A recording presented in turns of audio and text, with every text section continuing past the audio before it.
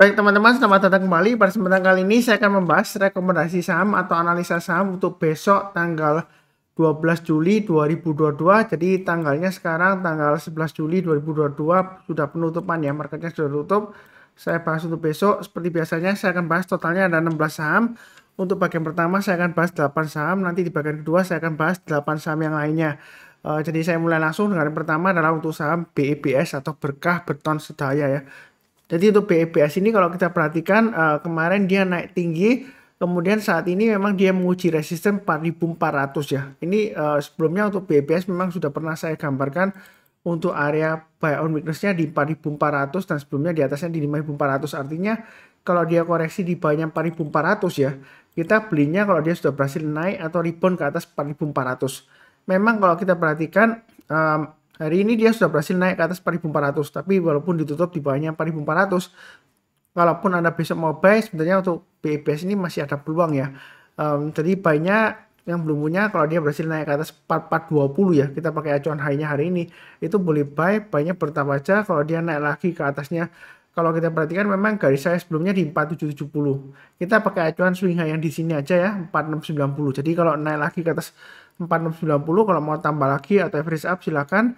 Target price berikutnya sekitar 5.000 dan 5.400 itu untuk BEBS ya.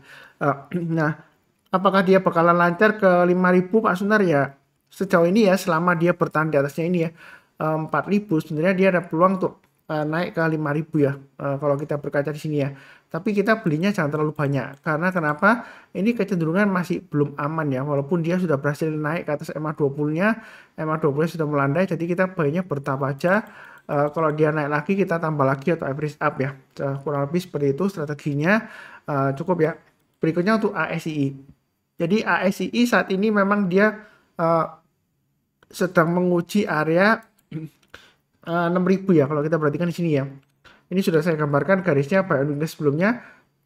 Jadi kalau mau buy sekarang untuk ASII memang kalau kita perhatikan ini trennya masih downtrend ya.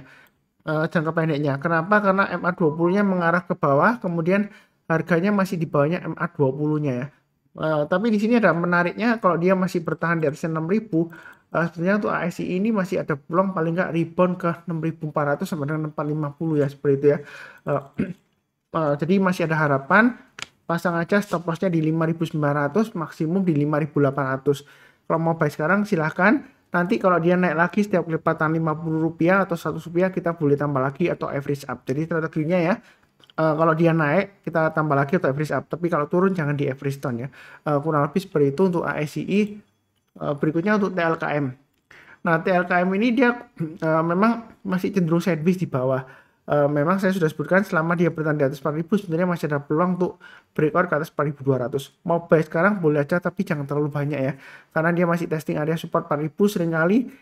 Kalau kita perhatikan ini candlenya merah semua ya, 1, 2, 3, 4, 5, 6 ya, 6 candle merah terus. Merah itu berarti dia penutupannya lebih rendah daripada pembukaannya, jadi dia kecenderungan seperti itu ya. Walaupun dia harganya masih cukup bagus di atas 4.000. Jadi kalau mau beli sekarang boleh aja bertahap aja, naik ke atas 4.200 kita boleh tambah lagi atau average up ya, seperti itu ya. Atau kalau mamanya tunggu aja naik ke atas 4.200, karena sejauh ini sideways-nya dia lumayan lama ya. Kalau kita perhatikan dari sejak turun dari di atas 4.300 ya, kemudian gap down pembagian dividen, cenderung dia sideways ya. Bahkan dia sempat breakout ke bawah ya, 3840 di sini ya. Jadi banyak bertahap aja. Kalau naik ke atas 4.200 kita tambah lagi atau average up ya. Berikutnya kalau mau tambah lagi setiap kelipatan Rp50 atau Rp100 untuk Telkom, kurang lebih cukup. Berikutnya Boga. Boga memang volumenya kalau kita perhatikan memang masih cenderung ramai ya di sini ya. Dan kalau kita perhatikan MA20-nya masih mengarah ke bawah. Nah, sebenarnya kalau mau buy sekarang untuk Boga itu masih resiko ya.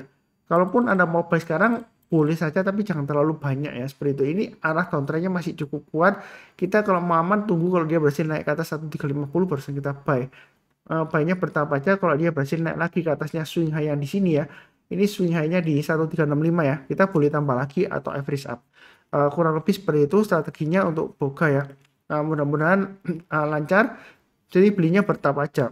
memang resikonya masih cukup besar ya. Ini downtrendnya masih cukup kuat.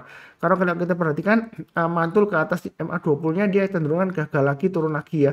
Ini rebound higher high di atas MA20-nya ya. Dia turun lagi dan cenderungan dia high yang di sini dia selalu lebih rendah daripada sebelumnya ya. Kurang lebih seperti itu ya. Jadi jangan terlalu agresif, masih cenderung turun ya. Kurang lebih cukup. Berikutnya untuk Raja ya. Jadi Raja ini sebenarnya sudah saya gambarkan garis-garisnya ya untuk Raja ya. Ini sebelumnya saya gambarkan kurang lebih di sekitar area sini ya. Rupanya geser sebelumnya ya kurang lebih sekitar area 600-an ya. Jadi dia sampai target 600 ya. Di grup saya sudah saya sebutkan targetnya 600 sudah tercapai. Posisi sekarang harusnya sudah pasang trailing stop ya. Kalaupun Anda belum pasang, Anda boleh pasang di 498. Ini garisnya sudah saya berikan sebelumnya. Atau pakai acuan low-nya hari ini 486. Memang ini MA20-nya masih mengarah ke atas, harganya masih di atasnya MA20. Tapi menurut saya kalau mau buy sekarang, jangan terlalu agresif ya. Lebih baik buy-nya sebagian aja. Kalau dia naik ke atas 600, barusan kita tambah lagi. Naik ke atas 640, kita tambah lagi atau average up. Berikutnya target price-nya di 825. Nah, 825 dapat dari mana Pak Sunar ya? Ini kalau kita perhatikan dari swing high sebelumnya di sini ya. Jadi bahwasanya selama dia bertahan di atasnya 498 atau low-nya hari ini, yaitu di 486, dia masih ada peluang untuk breakout lagi ke atas. Kalau misalnya Anda takut, wah nggak berani Pak Sunar, nanti jangan-jangan turun lagi. Karena memang kalau kita perhatikan, ini kan candlenya hijau tinggi ya, kemudian besoknya naik. Besoknya masih bisa breakout lagi, masih bisa ya. Jadi kalaupun Anda mau buy sekarang ya sebenarnya masih ada peluang untuk naik lagi ke atas 640 ya. Itu setelah dia breakout 600 lagi ya seperti itu ya. Tapi di sini juga resiko pullback. Jadi kalau mau ya tunggu aja buy on weakness di area 420, 364 atau maksimum 320. Artinya buy on weakness itu kalau dia koreksi kita belinya kalau sudah berhasil rebound atau mantul ke atas ya. Memang di sini sudah pernah saya gambarkan buy on weakness 364. Ternyata setelah rebound saran Pak Sunar kan buy. Nah ternyata besoknya gagal lagi Pak Sunar. Nah kadang-kadang memang kalau kita bicara mengenai trading di saham ya, kita beli sahamnya ya, bukan berarti kalau kita sudah ambil keputusan buy kemudian besoknya turun, wah berarti salah. Belum tentu juga ya, karena afternya di sini masih cukup bagus. Koreksinya walaupun dia nyentuh sampai 320 dia berhasil rebound. Sebenarnya sih ini cukup wajar aja, fluktuasinya memang tinggi ya, ekornya panjang ke bawah karena sebelumnya kenaikannya tinggi. Jadi kalau misalnya turun lagi ya kita jual dulu ya. Kalau mau buy on weakness ya 320, 364 atau 420. Jadi kalau koreksi kemudian rebound di atasnya barusan kita buy. Terdekatnya sih memang di 498. Tapi saran saya sih di 420 aja ada kemungkinan dikasih. Tapi bukan berarti saya akan turun enggak ya. MA20-nya masih mengarah ke atas ya. Mudah-mudahan aja untuk Raja ini masih cukup kuat ke atas ya. Seperti itu ya. Kurang lebih sih cukup. Berikutnya untuk Arto ya. Jadi Arto di sini memang sudah saya sebutkan ya. Selama dia bertahan di atas 9.000 dia masih cukup bagus peluangnya untuk mencapai targetnya di sekitar 10 ribuan ya. Jadi target trading range-nya itu kurang lebih seperti ini ya. 9.000 sampai dengan 9.500, kemudian 9.500 sampai dengan 10.000. Jadi memang di sini masih ada peluang untuk naik lagi, masih ada. Apakah bakalan turun lagi Pak Sunar? Karena sebelumnya sudah naik, nggak lama dia turun lagi walaupun sideways ya. Ya sebenarnya kalau kita bicara mengenai trading ya tetap aja fokusnya ke garis-garisnya ya, support resistennya ya. Ya kadang-kadang memang sudah berhasil naik kemudian dia sideways ya. Tapi kalau dia sudah berhasil lagi breakout higher high 9925, ini targetnya ada kemungkinan bisa naik sampai 11650 ya untuk Arto ya. Jadi belinya strateginya bertahap aja, jangan terlalu takut dan jangan terlalu agresif ya. Kurang lebih seperti itu. Sudah sering banget Arto saya bahas ya. Oke, berikutnya untuk Pegas. Pegas di sini area buy on weakness sudah saya sebutkan di 1545. Nah, apakah boleh buy sekarang Pak Sunar? Memang trennya di sini jangka pendeknya masih downtrend ya, karena MA20-nya secara sederhananya, secara mudahnya ya, itu mengarah ke bawah dan harganya masih di bawahnya MA20-nya. Jadi kalaupun Anda mau buy sekarang buy on weakness boleh, tapi jangan terlalu banyak. Naik ke atas 1600 tambah lagi, naik ke atas 1640 tambah lagi ya, seperti itu ya. Nah, apa hubungannya Pegas dengan gas dunia Pak Sunar? Sebenarnya kalau saya bicara mengenai Pegas, saya lebih suka ke fokus ke pergerakan harga sahamnya. Nah, seperti itu ya. Jadi bukan ke harga gas dan lain-lainnya seperti itu ya. Sama dengan batubara juga sama.